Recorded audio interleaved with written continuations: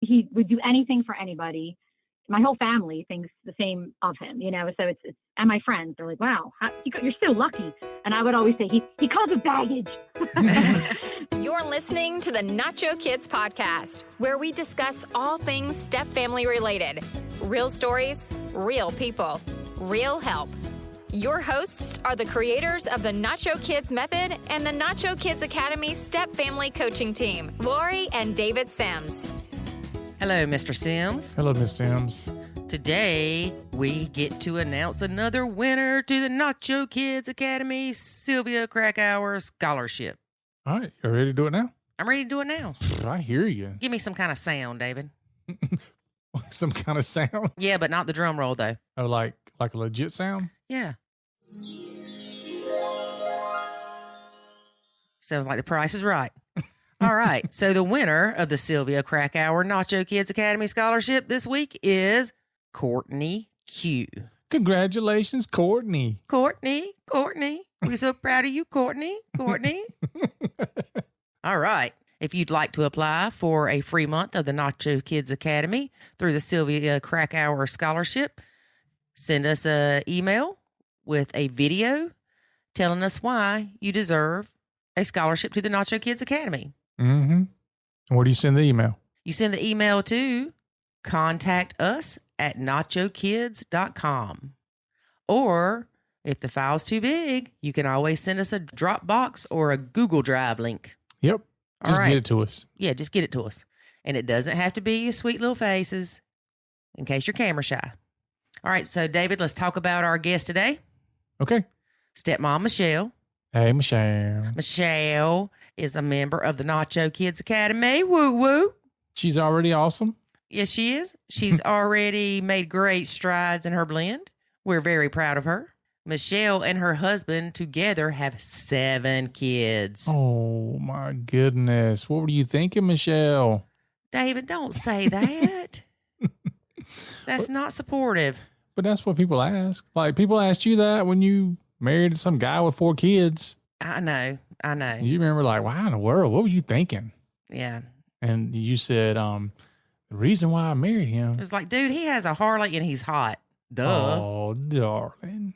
Okay, come on, let's move That's on not past what you this really sappy said. crap. That's close to it. It's very interesting, this blend, because the step kid and the bio kid, the daughters were friends in school, like really best friends. Huh. So that's been an interesting dynamic. I wonder, like, did the kids hook up the parents? No, it wasn't like Parent Trap or something. Oh, Parent Trap's trying to get them back together. Or did, like, they go to school functions together and they just ran into each other? Interesting. All right. Anyway, I did want to bring up the fact that Michelle said they had went to a therapist, but the therapist didn't understand the blend, and what they were suggesting was being hurtful. Yeah, we see that a lot. Yeah, we hear that more often than not, where the therapist is not familiar with a blend. They themselves think that a blended family should be like a nuclear family. So they make the stepmom or even the stepdad at times feel like dog dookie because they don't love those kids like their own, or you're just not loving them enough, or you're just not taking care of them enough. No, people. Yeah, let's take what we're doing wrong and do it more. Yeah, that'll solve the problem. Yeah. Let's let those parents not have to parent their kids. Why should they have to parent a child they created? Yeah, I think it's called a step parent, not a surrogate parent. Yeah, something like that. We're changing the name too. We are going to change the name. Yep, I'm getting rid of this whole step parent thing. Yep, not going to be a stepmom. There's not going to be a stepdad. There's not even going to be a step family when we get done with this. That didn't sound right. It didn't, did it? No. Should I edit that part out? No, I think people understand it. It just didn't sound. All right, y'all get what I'm saying. Y'all picking up what I'm throwing down. Yeah, you definitely threw it down. All right, David. So let's make this brief because we have some very anxious listeners. Okay, let's do it. Are you ready? Yeah. Well, shoot. Let's get into it then. First, here's a word about the Nacho Kids Academy. There is a way to save your sanity and your relationship, and it's called the Nacho Kids Academy. In the Nacho Kids Academy, you will learn the skills and knowledge to properly nacho, techniques to handle step-family challenges, ways to improve your communication, and much, much more. Visit NachoKidsAcademy.com and sign up today to join other step parents who are seeing the life-changing benefits of nachoing. Again, that's NachoKidsAcademy.com. Today we have stepmom Michelle. Hey, Michelle, how are you? I'm good. How about yourself? Doing great. David's here with us too. Yes, Michelle, my Hi, bell. David. Hello, guys. I'm sure you heard that one before, right? Many, many times. Many times. So, Michelle, how long have you been blending? So my husband and I have been married it'll be 5 years this coming October. We've been together, I guess, about 7 total. Okay. Mm-hmm. How many step kids, bio kids, hours kids, all that happy stuff? Neighbors' kids. a lot of neighbors' kids. So we have a total of 7 kids, no ours kids. We're too old for that. Plus, there's too many of them. But my husband has 4 children, aged, 20, 18, 16, and 13. And I have 3 of my own children, all girls, aged 17, 15, and 12.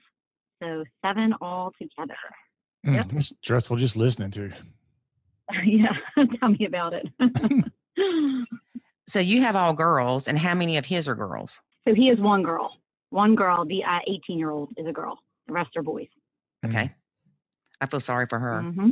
I know. Poor She's thing. probably mean. She grew up with all them boys around her. She's definitely tough. That's for sure.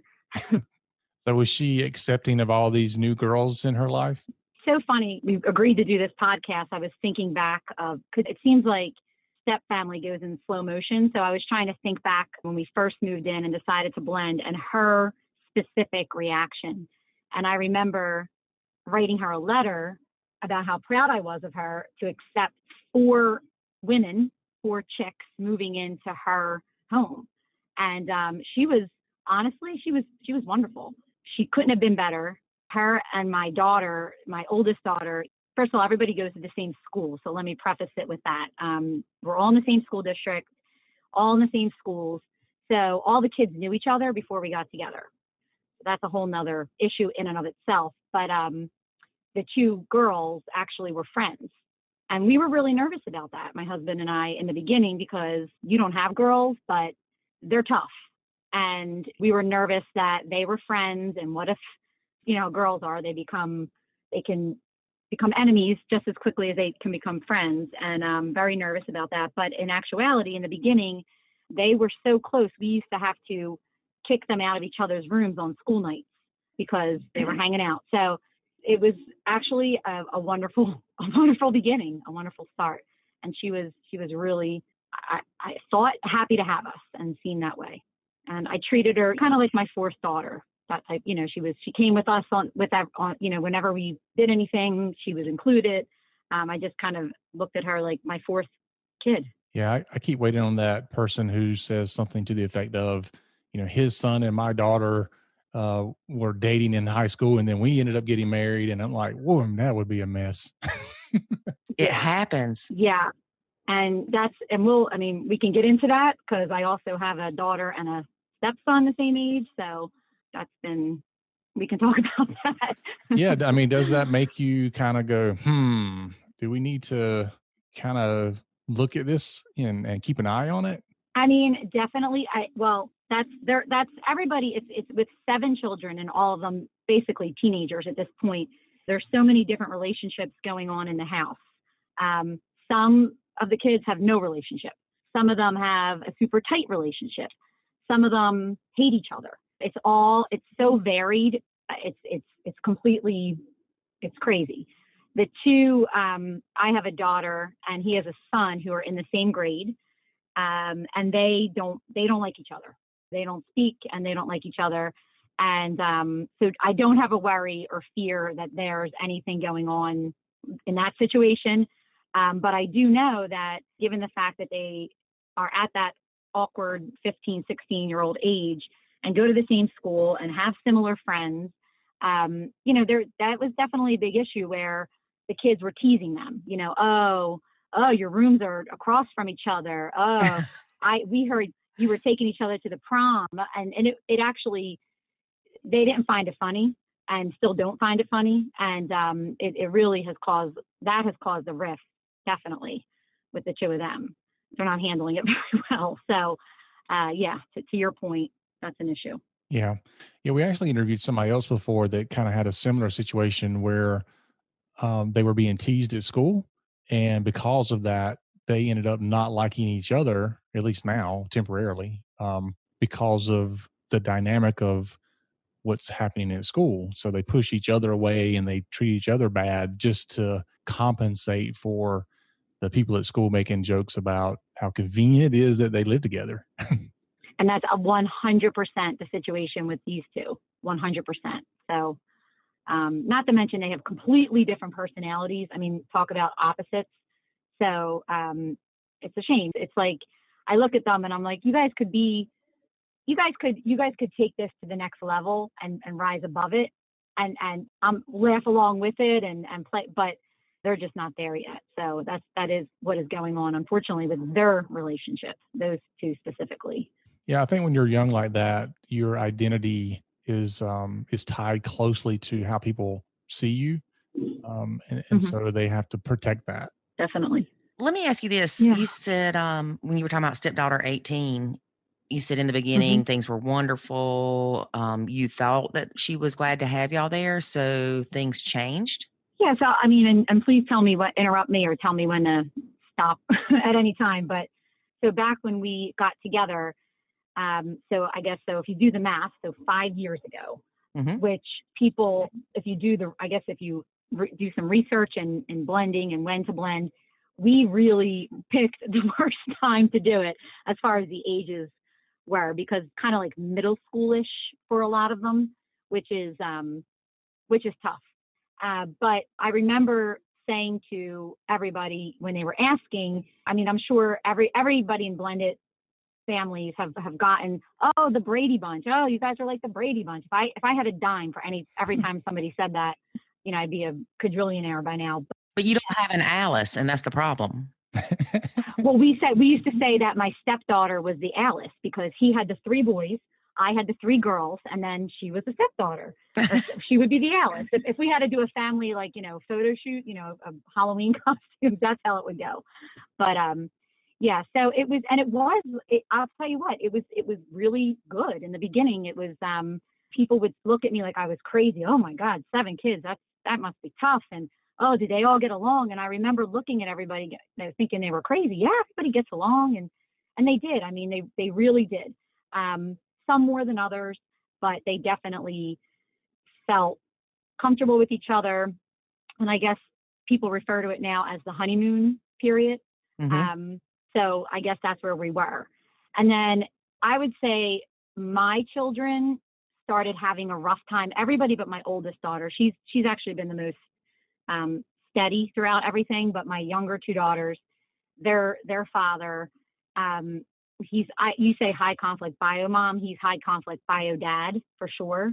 And never accepted the divorce, never accepted my new relationship, and really did a number on them as far as making them feel guilty if they liked anybody over in our house, or they accepted my husband. They did all the bad, damaging things that you read about, unfortunately. And that very much started to affect my kids. And they started rejecting my husband and my stepkids, and nobody was mean to anybody, but it was kind of like, I don't know, it was hard to explain. They would cry and get upset and say that they didn't feel comfortable in the house, and they felt all sorts of negative emotions. And that was definitely coming out, and his kids were seeing it also. So that was rough. It was rough on myself and rough on my husband. And in the meantime, I didn't realize this until I discovered the Nacho Kids. But I definitely was criticizing my husband for his parenting. And oh my God, why is he on his video games for 6 hours? Or no one eats their vegetables. What's going on with that? You got to make sure oh my God, they left dishes in the sink. Why? And so I was not so much disciplining my stepchildren during this whole transition, because I read, again, doing the research, you read, don't discipline your stepkids. But then I was on my husband to do it. And that was causing a rift in our relationship. So we had my kids going downhill, my relationship with my husband really getting cantankerous and unfortunately tense, not putting each other first for sure. And it was all just becoming a big mess. Then my kids, actually started to get better. We started to go into therapy. And I'll tell you what, and this is the truth, unless you are going to somebody who specializes in blended families or is in a blended family, I mean, the therapist we went to, the advice they were giving us, it was hurtful, more hurtful than helpful. So I definitely do not recommend that. And that's why I was so excited to find you guys. But in the meantime, my kids, I guess, fast forward maybe a year or two, my kids started coming around a little bit. And then all of a sudden, his kids really, really went downhill. And my stepdaughter, she's kind of the ringleader amongst her brothers. Like, she's the one. I know, Laurie, you said that you had a stepson who was kind of the ringleader, and I get that, because she is the same exact. She is like the influencer of everybody. And all of a sudden, I don't know what happened, but she really went downhill, and that caused everybody to go downhill. All the siblings, where she just all of a sudden hated my kids, hated me, and things started to spiral out of control. And I found out why all this was going on later on, and what, from their perspective, what they were thinking. And it was very interesting. But that's kind of how things were. And we were on the brink, like how you said, for different reasons, on the brink of divorce. And I mean, I went so far as looking at homes for myself and my girls, and my husband actually brought the Nacho Kids to my attention.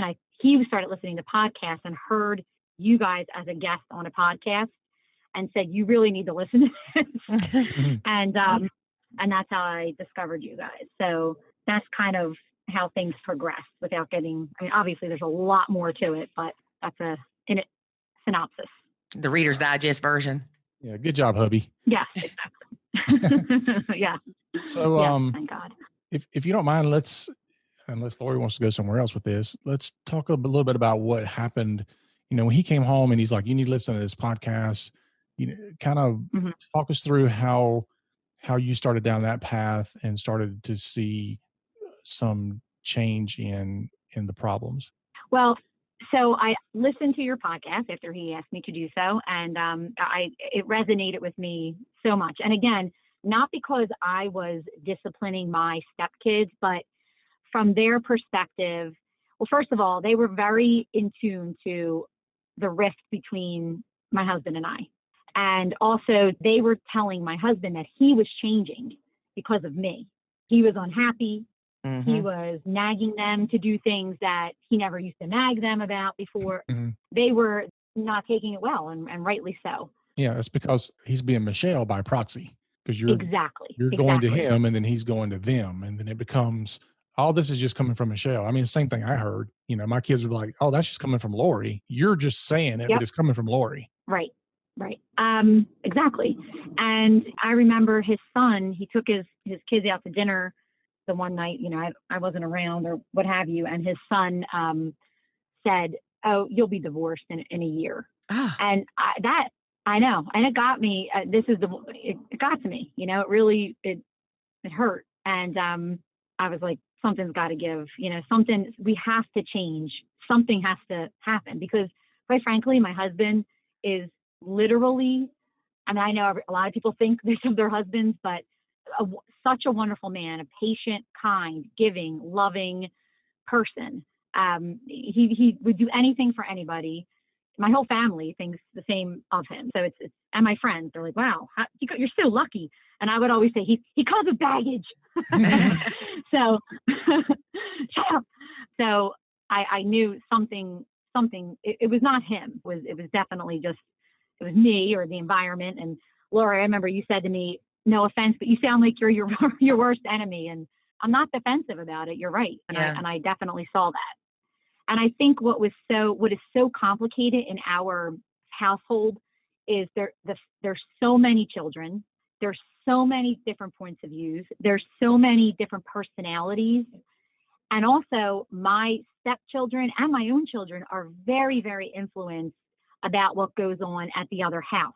So when I found out my stepdaughter was so upset and writing letters about how poems, and she's very artistic, about how we came in. Well, let me also say this. We moved into their house. Okay. Mm-hmm. So my children and myself, which I do not recommend. That was probably the biggest mistake we made in everything, because they definitely viewed it as us invading their home, right, and changing everything. Mm-hmm. And we did it. We thought we were doing it for the right reasons. We were all in the same school district. It was a house we could build onto, which we did. Somehow every kid has their own room. Okay. So we built on and made rooms out of garages and did all this stuff. So we thought we were doing the right thing.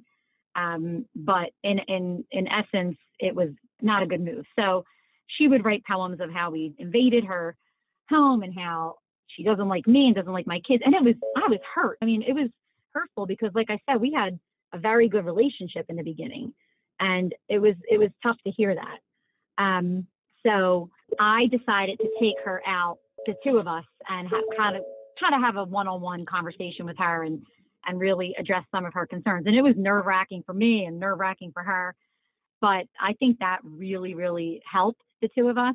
And man, the things that she said to me were like really, really interesting.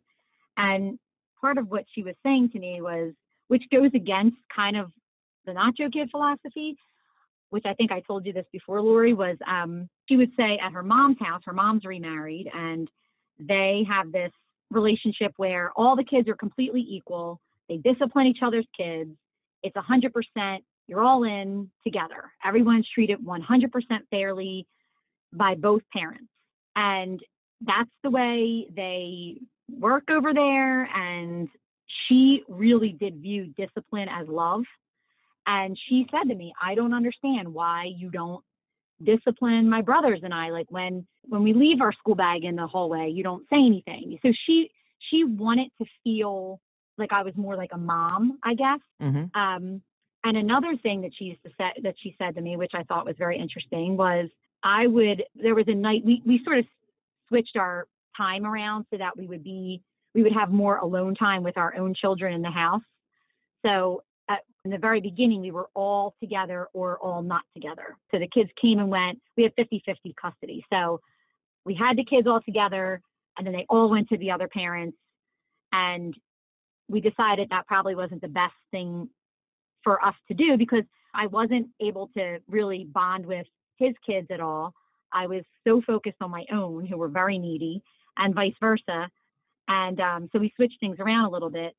But when all this was going on and there was so much tension, on the nights where my husband had his kids, I would leave. I'd make myself scarce and I just would go somewhere. And she didn't like that. I mean, she felt like that was, oh yeah, of course Michelle's not here because her kids aren't here. She would say stuff like that to my husband, and she admitted that to me as well. So that was her needs. That's how she felt. And like I abandoned them. And I don't necessarily know if the boys felt the same way, but I thought that was very interesting, because my kids, I don't think really felt that way about my husband, but that's how she felt. And she was just making a mess out of things because they were her feelings. It's weird. It's like the opposite of what you would think. And then also with the girls, she felt very like they were treated differently. Like my girls were treated differently. We had different rules for different kids. And I had to say to my husband, look, she's got to figure out a way to get over that, because, and I read this all the time in the Facebook, everybody complains about that. How do you have a set of rules for one set of kids and then a different set of rules? But I don't have a problem with that. I mean, when we moved in, all of my husband's kids had TVs in their rooms. My rule is you don't get a TV in your room. Sorry. And I had no problem enforcing that with my kids. And and they were okay with it. His kids definitely were not okay with having different rules. I mean, they felt that everything should be equal, but a big part of that was because that is exactly the way it was happening over their mother's house. Right. So until we had a real come to Jesus with them and said, we are not your mother's house. This house is being run differently. You're going to have to accept it. You're going to have to understand that with all you kids, everything cannot be entirely 100% equal. Michelle and her ex-husband are the parents of their children, and myself and your mother are the parents of you guys. You have to accept that. And things have gotten better since we've been able to have those serious discussions with the kids, especially with his. So does that make sense? That makes perfect sense. And I'm so glad that you had that conversation with them, because they need to realize that you're not their parent. And yes, they have two homes with two step parents, but things are not going to be the same everywhere. Yeah. Mm-hmm. Their mom is doing what works for her and her husband. You're doing what works for you and your husband. Right. Yeah. I think a mistake that some people make is that they treat talking to the kids kind of like they do arguing. Like, you don't argue in front of the kids. And I agree with that.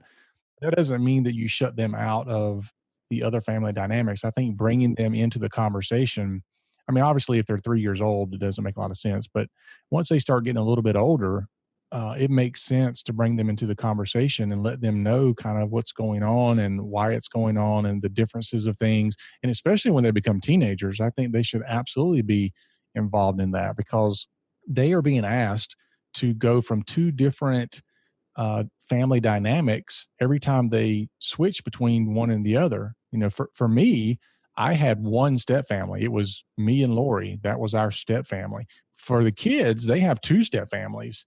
They have to go from us to their mom and her husband or whatever she has at the time.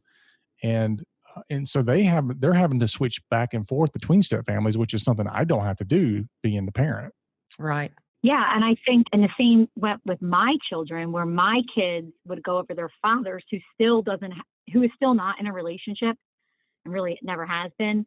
And they would get this undivided attention from their father and doted on and everything else. And they, in a way, resented me, you know, which my girls, and they would see, look, I'm not only your mom, I'm a wife, I'm a stepmom, you know, I'm all these things, and I need to pay attention to all of these relationships. And they would have a hard time. I mean, my girls had a hard time with that. And I had to have the same conversation in a different way with them, where I said, look, I get what goes on over at Dad's house. That is not the same here. I need to nurture my marriage. You know, I need to nurture that. I know you don't 100% get it now. I would use their grandparents as example. Like, look at Mom and Pop. They have each other. You girls are going to move on with your life and hopefully get married, have children of your own, have your own families. He will always be family, but he's going to be my family, my guy, my person. And it took a lot of kind of unbrainwashing and talking through things. And I'm not saying they love it. You know, they're still, you know, everyone still has little issues here and there, but I had to have a very similar conversation with them. And I think where his kids, again, like I said, it's so complicated, felt, I guess, comfort in seeing their mother and her husband be so connected. I mean, they're a team beyond team. And then my husband and I were, as I said, very disconnected. And I'm sure for especially for his kids, they didn't like that. I don't know if they knew how to verbalize that or really felt that was truly how they were feeling or a problem, but it definitely was coming out where they didn't feel a sense of family, a sense of comfort when my husband and I were totally not on the same page, not doing anything together, not sitting on the couch together, not disconnected. But at the same time, we also, you know, where we're different, and we had to explain this to his, on their mother's side, they don't do anything apart. If they go on a trip, they all go together. If they go to a family's, you know, a house, family's, extended family member house, they all go together. On our side, my girls and I ski. Okay. We've skied all our lives. We love to ski. My husband and his kids don't ski. well, guess what? I take my girls, we go on ski trip once a year together. That's just the way it is, and you're going to have to, and they're going to have to accept it. And he can do the same with his kids. And I have a huge extended family, a very, loving, great family. I mean, they're not going to want to go over my mom's house every time, I take my girls over. I mean, they have a nice relationship with my parents, but it's not their grandparents. So we understand that and kind of let them choose, or let them, unless it's like a big event, don't make them go. And that's just how we run our family. And it's different than the other parents' house. And we've had to accept that and also have them understand that as well. So that's been a big help, I guess. Mm-hmm. So as you were kind of coming out of some of these problems, I guess right around the time when your husband found the podcast and all that, was he, I guess he was looking for some help as well. Is that how that kind of played out? Yes, because he and I had been through counseling, and it got to the point where we were just talking about the kids. I mean, we had to have the one counselor made like a chart because there's so many kids, so many dynamics.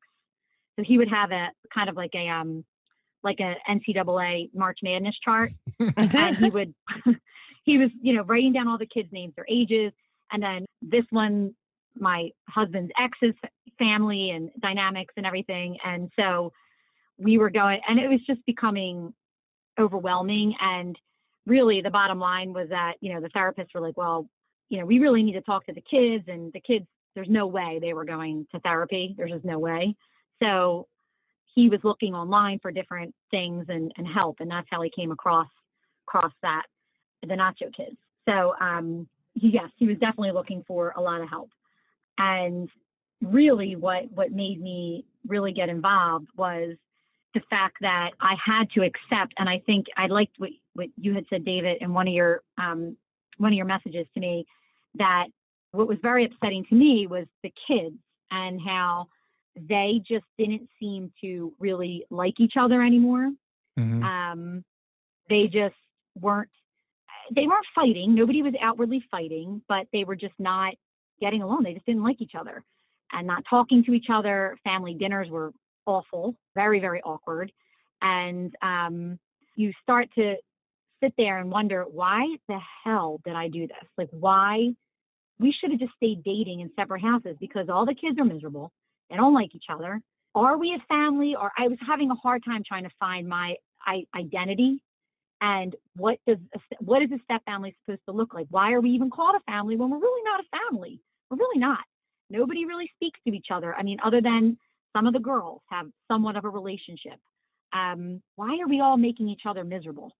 So it was like, I went from anger to almost like depression and sadness over this, because my dream of having this family, and I did have it in the beginning. It was good. Like I said, in the beginning, started to unravel. Like I said, there was tension with my husband and I, and every time we thought we were coming to a head and making some kind of a breakthrough, it was always coming back to me being depressed about our family dynamic and what it looked like, not really knowing what my identity was. What should I do?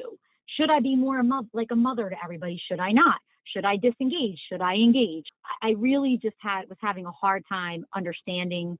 I just wanted someone to tell me what to do, and that's kind of what I'm working on now. And I'm still working on that. And you guys honestly have done a lot of, I'm not shy, as you know, reaching out for help and posting things and trying to understand. And David, I remember when you said you guys there's all these different relationships in your house. You have the kids you have a relationship with the kids have relationships, and then you and your husband have or I think you said family. So there's 3 different families living in the house. And I thought that was very interesting. And then you also said, who cares what people think? Because, I guess I was worried about what people thought, when they would see that the kids don't even speak to each other at the bus stop, for example. It's weird. And you're right.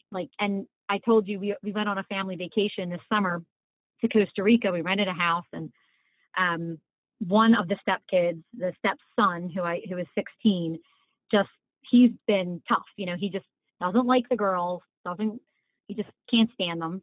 And was having a difficult relationship with me, just being rude to me and cold. And he's been better with me, but he decided not to go on this family vacation. And we decided to give the kids a choice because, quite frankly, it's expensive, and we don't want to force everybody there miserable. And I'll tell you what, a lot of people thought we were crazy.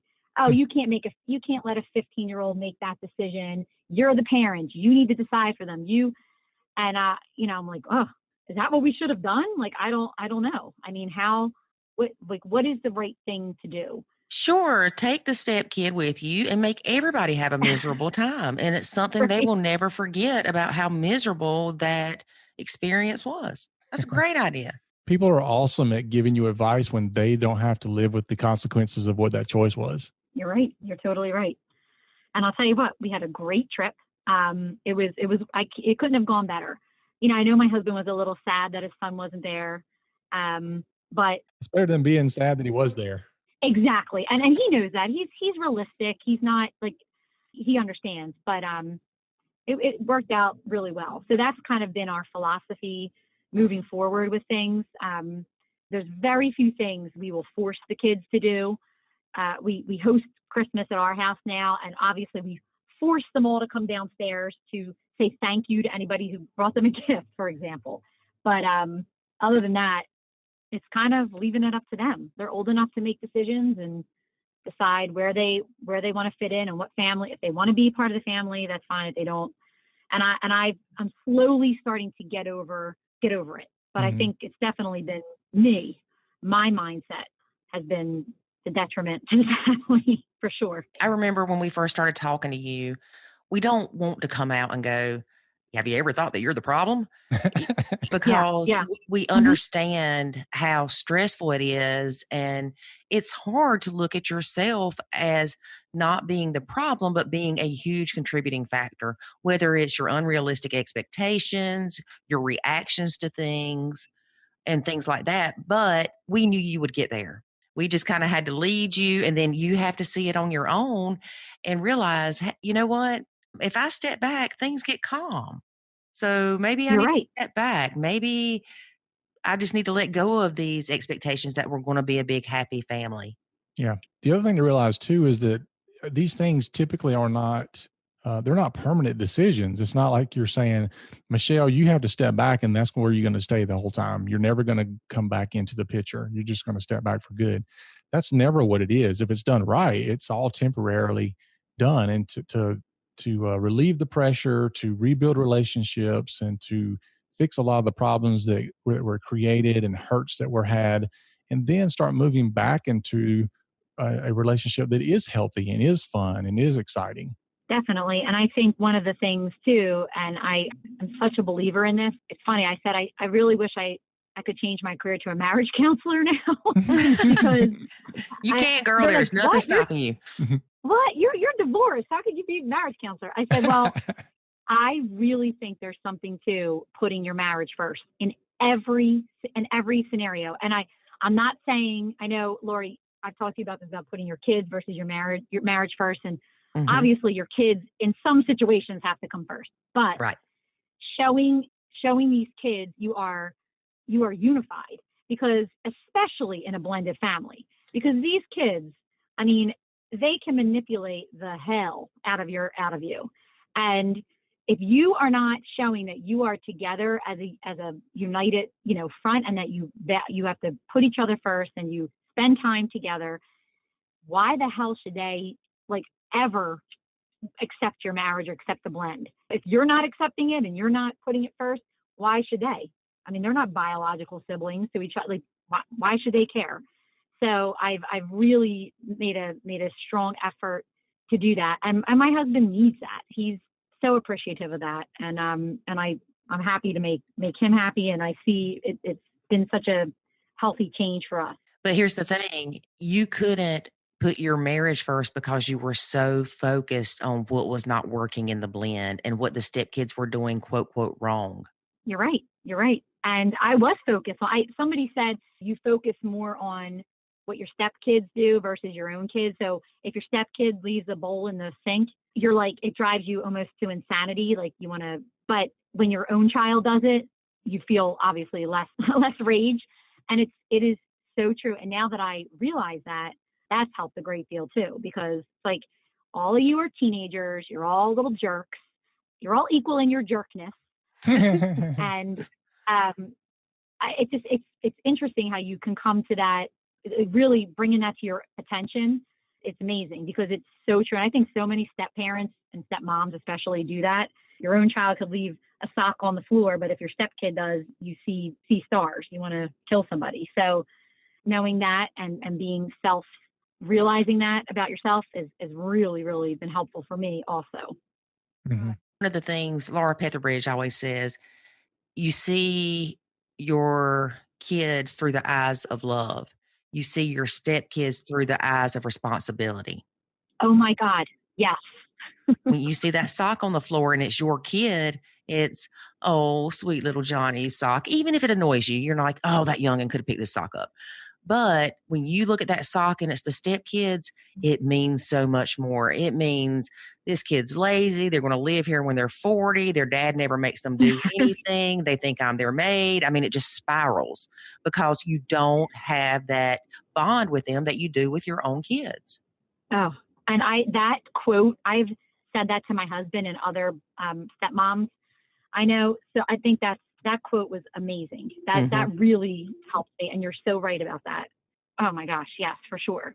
And then, also just letting your whole idea of changing your thinking. I mean, I would get myself, I've always been a very happy person.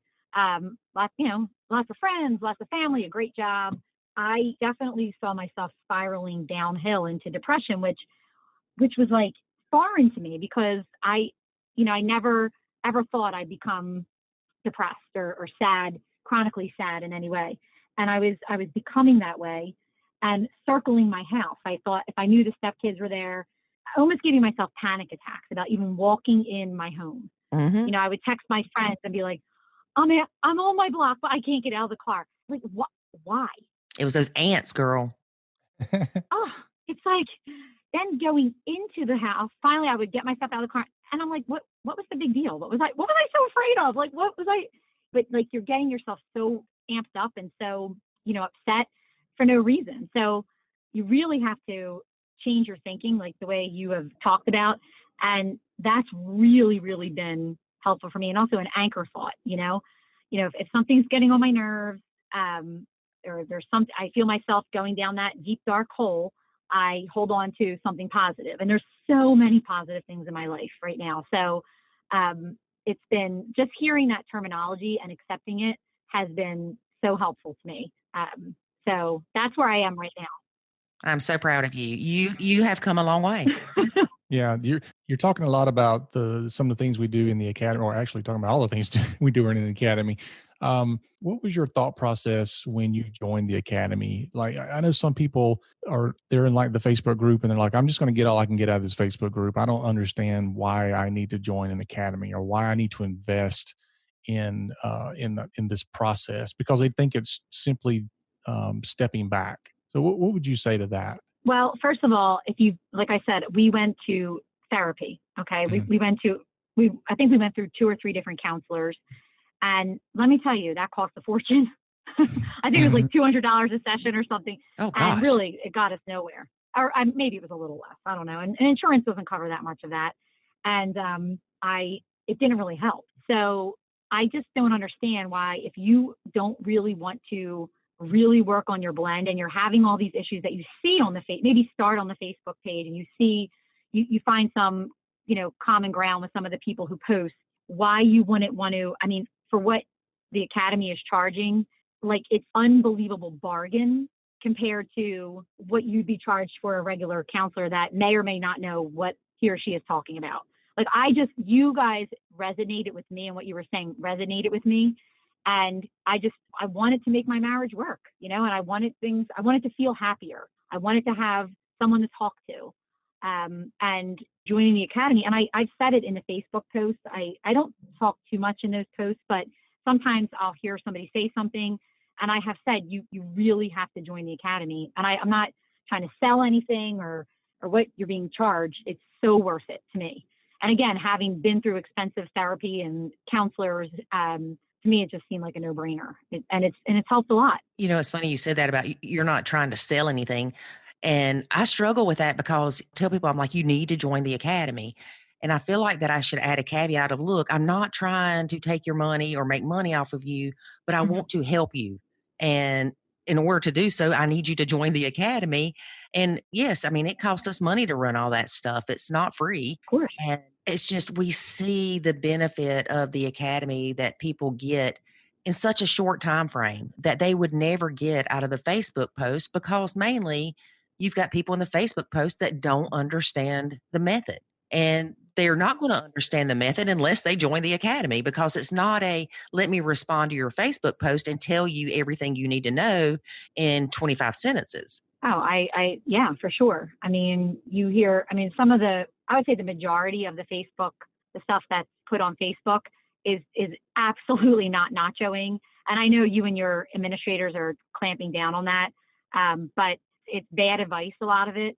It's venting, which is fine. I get the venting aspect. But to me, I was on the brink and feeling like I have never felt in my 46 years of life. I have never felt so sad.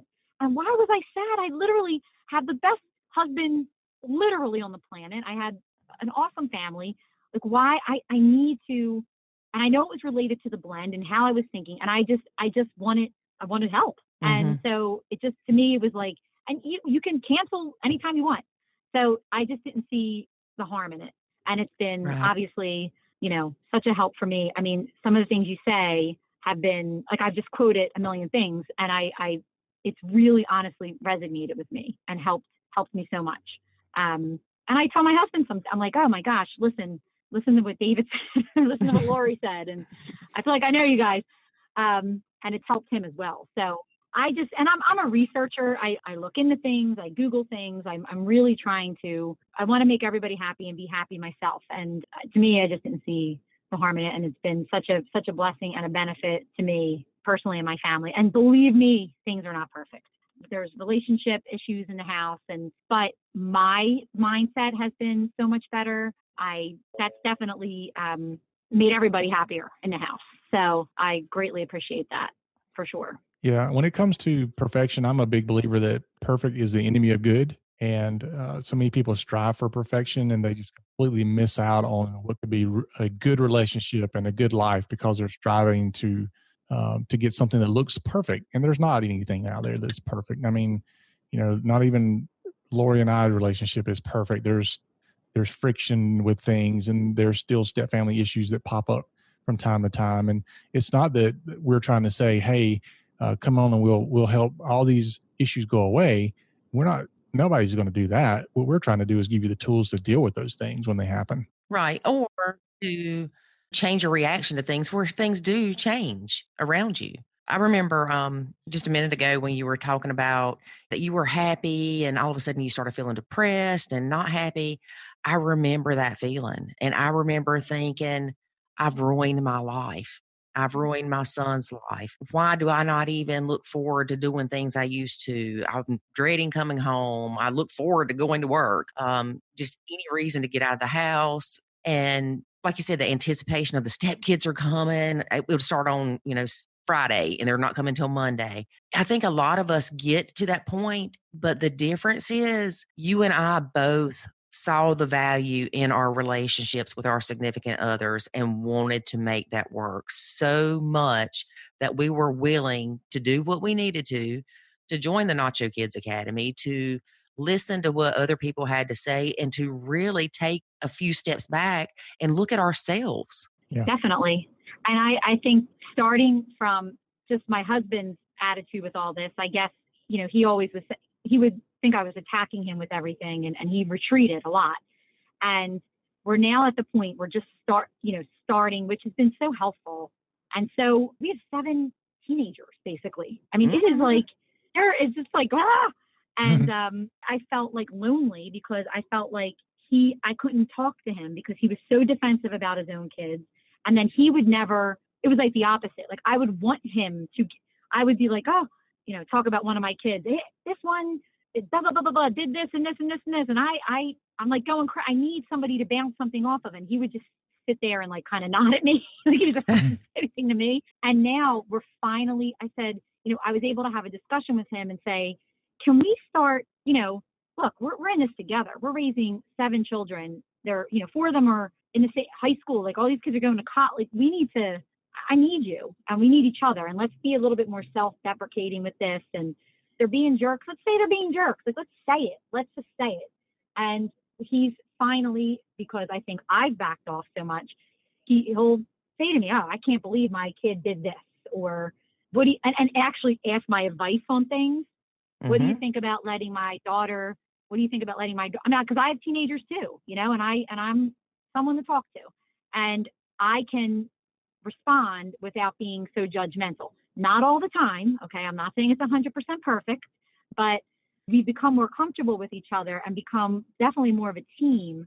Took time. And I don't recommend this right off the bat, but, you know, I feel more comfortable saying, wow, I mean, he's been in his room for 8 hours. You think that's okay? And he feels more comfortable saying to me, do you really think you should let her and her boyfriend in the room with the door shut? And I'm like, oh God, no, you're right. So it took time to get to that point. And it's like, I'm so glad that we took the step back. And now are stepping forward a little bit. And I feel more like a team. And I think that's what we both needed to feel. And then also becoming more accepting of the relationships in the house. And you know what? I don't know what's going to happen in the future. I don't know if they're, you know, I say, okay, if one of them gets married, like, is everyone going to be invited? Like, I don't even know how that's going to go or what that's going to look like. And I have to stop worrying about that and stop, you know, thinking about it so much. And doing that, refocusing has just been a godsend, quite frankly. Right.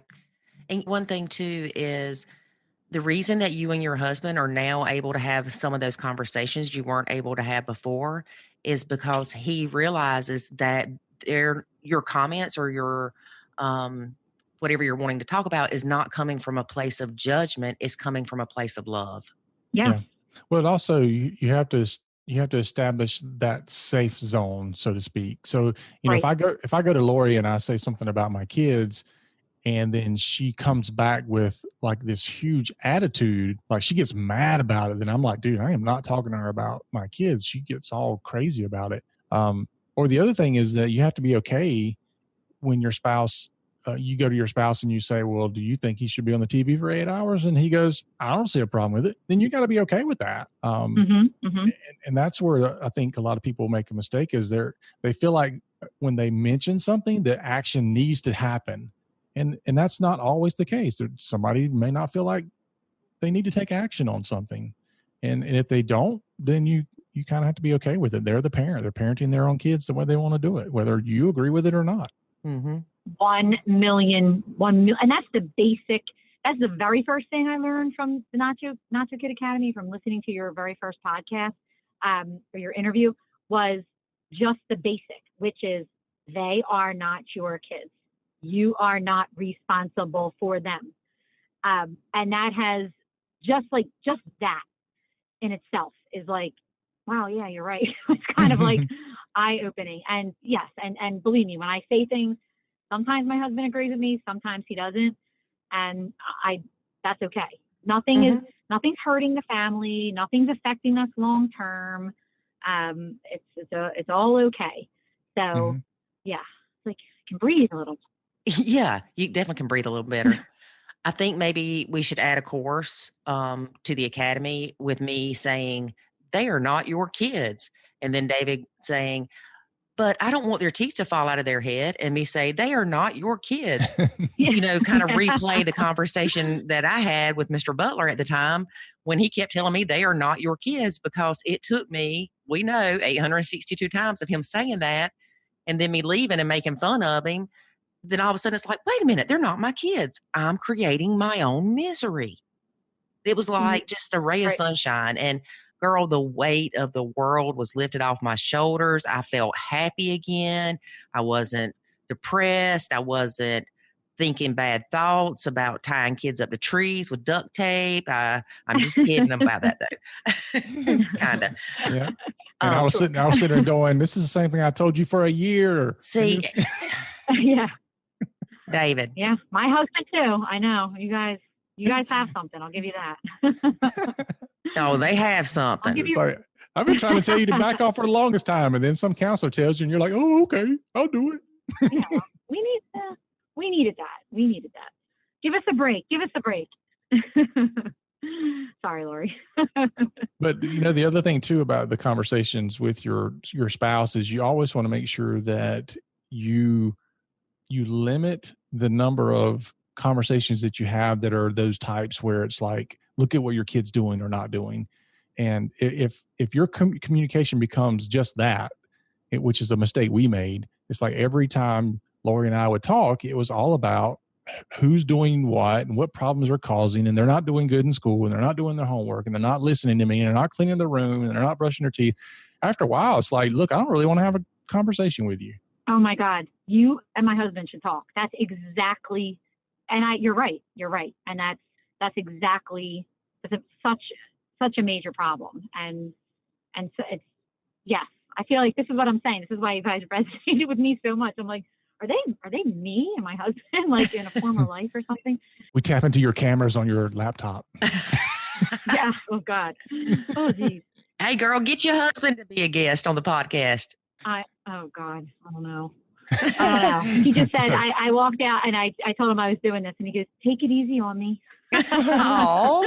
I'm like, I will. I know. And and there are things in the house that do affect me personally, and my, I think I posted about, this is so disgusting, but my one stepson would, when he went to the bathroom, he missed all the time. All the time.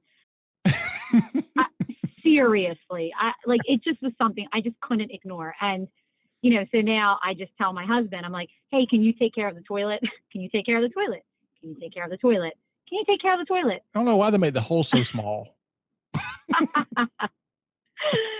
I'm not even. Yeah. Because you have all boys. I only had girls, so I just was like, ew. But it's he said, Michelle, I'd rather you do that than for you to come at me and say, he peed all over the toilet again. He peed all over the toilet again. He peed all over the toilet again. So it's been just those tips, because I do feel like there are things that do affect your family, like that are. You're all in a house together, so you can't ignore every little thing. But I guess there's just a way to handle it, and there's a way not to handle it.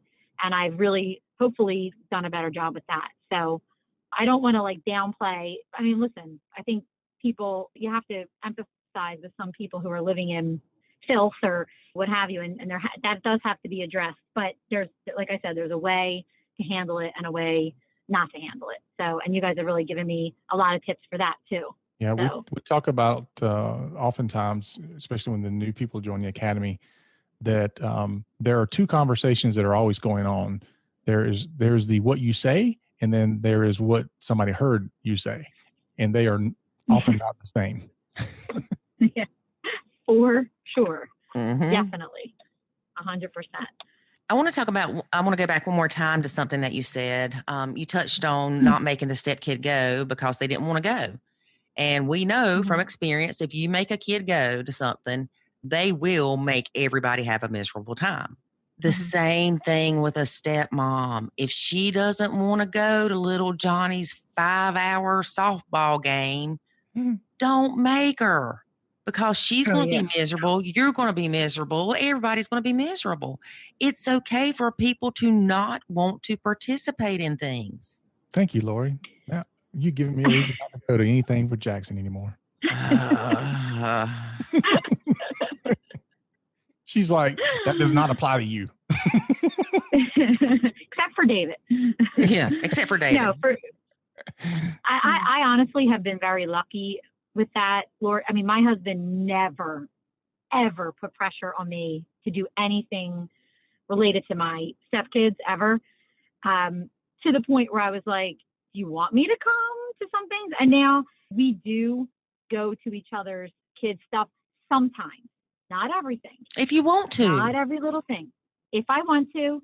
And a lot of times I do. A lot of times I can't because I have other stuff going on, or what have you. And that honestly was another thing we had to address with the kids, because again, they were seeing over their mother's house, they didn't do one single thing apart. So when anybody had a game or a, whatever, they would go together no matter what, even if the bio kid had something going on at the same time. It was like very weird. I mean, I just didn't understand that.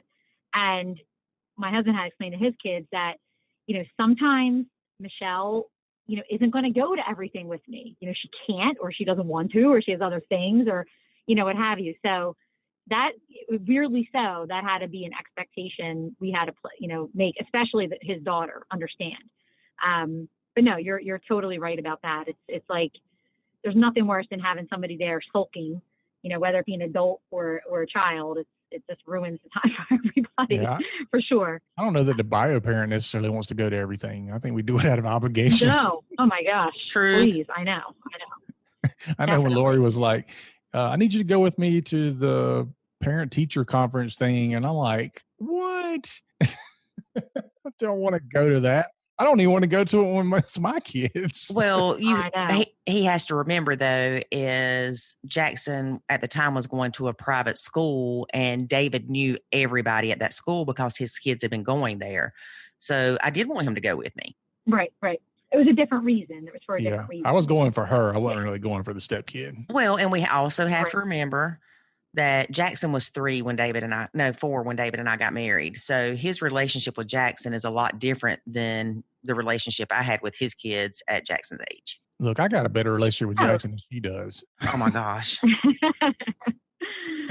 Oh, for sure. And it's just like how you can have a different relationship with each individual stepkid. Like, it's totally different. I mean, my husband and my oldest daughter have they text, they have like a great relationship. They joke around. And then he has a definitely different relationship with my other daughters. And then the same thing with me and his kids. So it's all different. And we're just big believers in not forcing things. That parents need to have, they need to have permission to do that, because oftentimes we hear step parents thinking that, we have to have the exact same relationship with everybody, and we have to have the exact same way we treat everybody. And it's weird that you don't do that in any other area of life. So why do you feel like you have to do it under your own roof? Mm-hmm. Yeah, totally true. I know. That's definitely a realization I had to come to, because I just didn't understand. I didn't feel comfortable with it. Again, I was questioning, why are we a family? We're not even a family. We're just not, and when you accept that and understand that, it's liberating in many ways. So that's definitely been a blessing, again, to come to that realization. I think it amazes people that you get what you want sometimes when you don't push it. You just let it happen. Yeah. And that is the biggest thing that we see people do wrong in the blend, whether it's, for instance, David wanting to push everybody to play happy family at the dinner table, or me wanting his kids to interact with my son a certain way, or his kids interact with me a certain way. And if we just let things happen naturally, there's a reason that it's called Let It Happen Naturally. I mean, it's just so much better. Yeah. Right now, my 12-year-old is boycotting dinners, and I don't know why. I'm not playing into her nonsense. And I know my middle daughter went through this, probably at the same age, and she just doesn't want to have dinner together. She just doesn't want to. She's not complaining. She's not having a fit. She just doesn't want to. And I honestly, I was upset about it at first. I was pushing it, and now I let it go. I'm not, she's the youngest, and there's a lot of probably a little bit inappropriate talk at the dinner table because there's teenagers, we're all teenagers. And she, I think she just doesn't feel out of place. She feels out of place. And again, not forcing it. She comes down an hour later and sits and I sit with her and we talk while she eats, and it's okay. And and it's been just stuff like that, little things like that, where you're just letting go, and has really, really helped. Because like you said, I don't know who said it, David or Lori, but no family looks the same, and especially no blended family. And the blended families are not nuclear families. They're so different. So you got to stop looking at things that way. And that's been very helpful. So, yep. I think we're going to change some terminology. We're going to say that once you have joined the academy and you get into the point where you are, Michelle, we're going to say you're no longer a blended family. You're now a marinated family. There you go. That's perfect. I think that would be more appropriate for sure. Yeah, Definitely. you just sit and all the juices and just let it all soak in. Definitely. And there you go. We're going to get you a certificate that says, I am now a part of a marinated family. Yeah. Yeah, for sure. That's funny. Well, Michelle, it has been great having you as a guest on our podcast. And I have two things I want to say. If you want to be a marriage counselor, girl, go for it. Thank you. And if it doesn't work out between them, then we know people that handle divorces. And, you've always got the Nacho Kids to tell them that they can join. And I think it would be great. Also, we're going to give a shout out to your hubby. Yep. Shout out to the hubby for listening to the podcast that we were on and telling Michelle about Nacho Kids and for being supportive of understanding why it's good for her to nacho. Mm-hmm. Yeah. I think it makes a big difference when the husband hears about it. I think we've seen a lot more success out of that. Like when the husband hears about it first and brings it to the spouse, it seems to be a very different journey than the other way around. So, and I think maybe it's because if the woman hears about it first, she usually tells the husband. She's like, "Let me tell you about what I heard." Whereas I think the husbands, from my experience, they don't necessarily tell them about it. They say, "Here, listen to this." That's a good point. Exactly. Yep. Yeah. Yep. So maybe that's something that the women should try. Is like, "Here, listen to this." No, don't even tell them about it. Just listen to it. Yeah. I will suggest that in my marriage counseling session. Yeah. Let your marriage counselor listen to it. Yeah. There you go. That's great. Well, again, it has been great having you as a guest, and thank you for sharing your story with us. And we are so proud of how far you have come in your blend, because I can even hear it in your voice that the happiness has returned to Michelle. Mm-hmm. Thank you. It really has. And honestly, like it almost makes me tear up, which for a Philly girl, it's not, I don't tear up very often, but it makes me, I would say you saved my marriage. You guys have. And I don't say that lightly. I'm not trying to be corny or anything, but I really thank you guys. You saved it. So thank you so much. And I just hope everybody gives it a shot. Anyone who's struggling gives it a shot. There's nothing to lose. There really isn't. There's only something to gain. We tell people this all the time, and we sincerely mean it. We're providing the tools. You have to put them to use. I mean, and you did the work. I mean, I can hand you a hammer and you can either set it down or you can build a house with it. And you took the tools and you put them to work. Yes. But thank you for that. It makes my heart happy. It does. And it makes insensitive Lori want to tear up too, because I know where we were and I know where you were and I know where we are now and where you are now. Not that we're going to stop growing or that we're going to stop trying to improve things, but it's life-changing. And we are thankful that you decided to join the academy and do the work to save your marriage, because as you know, a lot of people just want to vent and it's easier to leave. Yeah, for sure. Yep. And you just have the same problems in a different marriage. Exactly. Yep. Mm-hmm. And tell your husband if he wants to be a guest on the podcast, let you know. You can get in touch with me. Yeah, I'll be on that one for sure. Yeah. Let me think about that first. Okay. You can think about it. And hey, I can let you hear it before we post it and see if you approve. Okay. All right. That sounds good. Well, thanks again. And you have a great day. You too. Thanks, Lori. Bye. And David. Yeah. Don't forget me. All right, David. Let's briefly tell people what they get with a Nacho Kids Academy membership. We can't do that briefly. Yes, we can. Watch this. You ready? All right. With the Nacho Kids Academy membership, you get access to over 23 video courses. You get live Q&A calls with David and Lori Sims.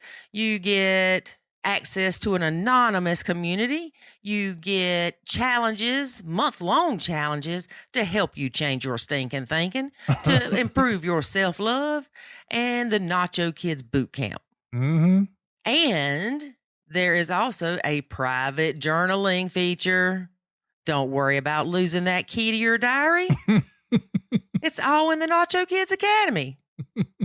Okay. now that you talk features, Did I get everything? I think so. But now that you've mentioned a lot of the features Okay. of the Academy, let's talk about the actual results of the Academy. What results does the Academy bring to people? Tell us, David. So I'll talk about the results that I see people having, not the ones I think people should have. Okay. So I see, number one, something that happens fairly quickly is I hear people and read people posting in the forums about how they literally have a much, much calmer blend, and that literally their sanity has been saved and the stress level has been reduced tremendously. And I tend to see this happening within a very, very short period of time, like within a week. Mm-hmm. So very quick results. Then I'm also seeing people who are saying that their communication with their significant other has increased and improved. Because they're not just complaining about the stepkids. Right. And then I see people who are having success with relationships with the stepkids, the significant other, the in-laws. And as one lady recently posted in the Academy, it's helped me with every relationship I have inside the blend and out. And y'all think I'm kidding when I say Nacho's a way of life. It really is. Yep. It can lower your stress in the line at the bank. It did for me today. So, yes, we have all these things like the courses and the coaching calls and the challenges and all that. But really, what you get out of this is a way of life that lends itself to a much healthier you, a less stress for yourself and your significant other and your family, and aligning all the things from your thought processes into how you engage with those people around you, and in turn, how you react and respond to certain things properly.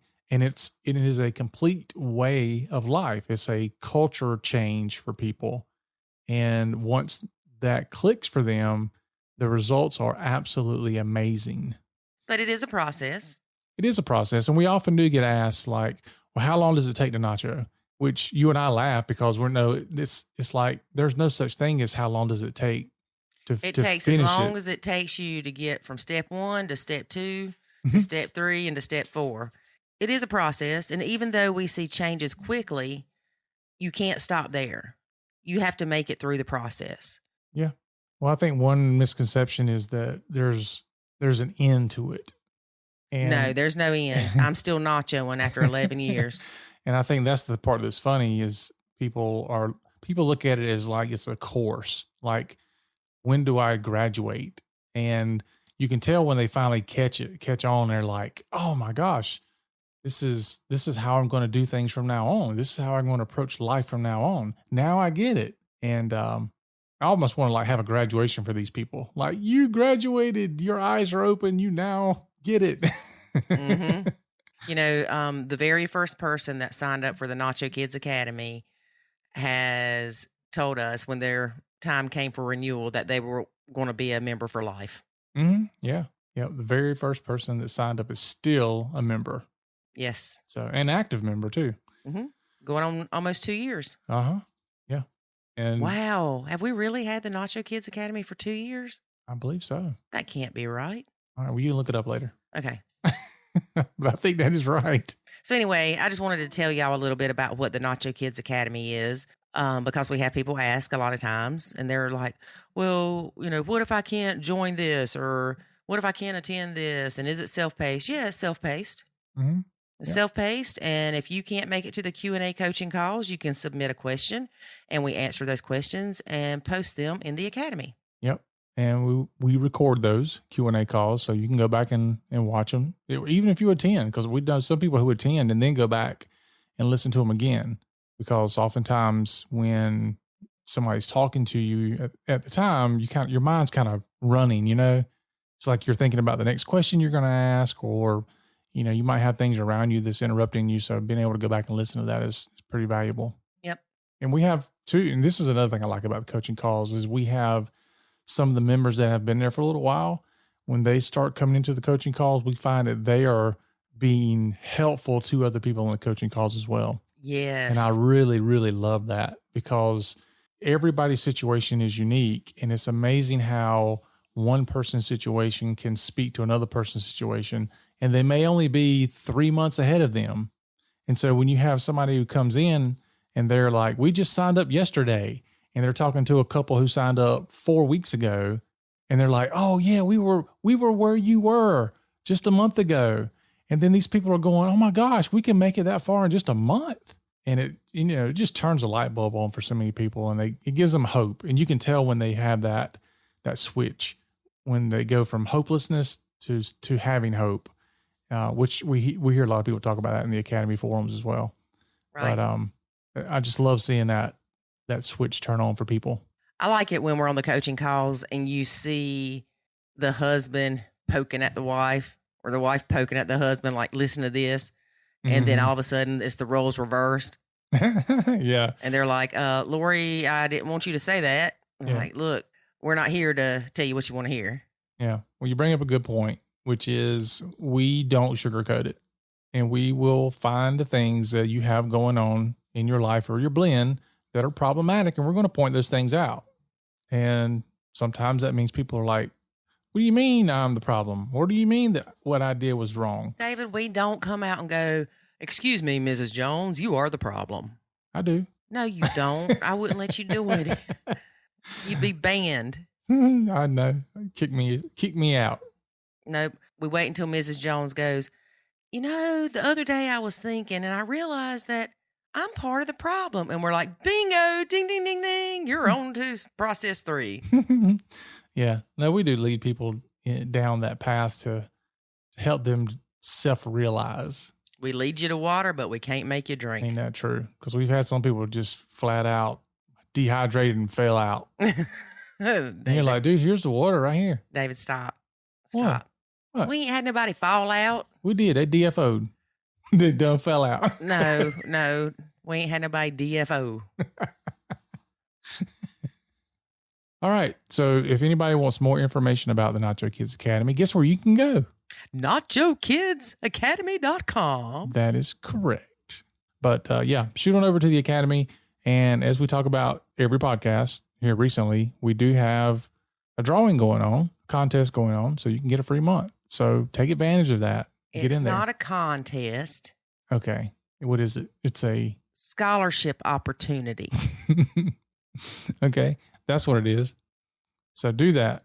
But anyway, don't let this opportunity pass you by. Jump in there and really put yourself in a position to win and succeed, which means you have to give it time. You have to put the time into it and you have to put the effort into it, but you will see results. There is no doubt.